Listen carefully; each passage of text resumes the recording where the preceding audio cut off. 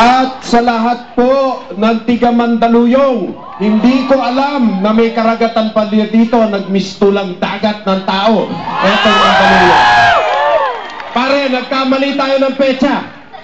Dapat ang meeting di avance, ito na lang eh. Pare, wala na tatapat dito kahit sino kandidato dito. Tignan nyo pong mabuti, walang artista, walang hakot. Pagmamahal nyo lang kay Mayor Benher at sa lahat po ng miyembro ng Lakas Kampi CMD. Kaya po tayo nandito ngayon.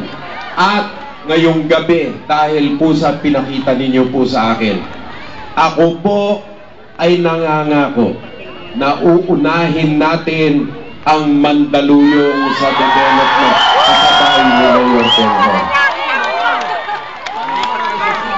Dito na tayo tumira. Nakatitira.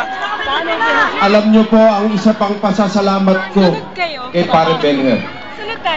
Nung bagyong si Undoy, tinawagan ko si Pare Benher dahil dapat magpunta kami na Zamboanga na sabay. Nag-usap kami, sabi ko, pare, bumalik ka na. Papunta kaming airport at halos hindi na kami makagalaw. Bagamat ganon at nasalanta ng konti ang Mandaluyong, lalo-lalo na dito sa tabing ilog. Sabi ni Pare Benher, pare, masyado ka ng maraming naalala. Ako na ang bahala dito sa Mandaluyong. Huwag ka na mag-alala. Alalayan mo na iba. Ganyan ang pag-iisip ni Pare Benher.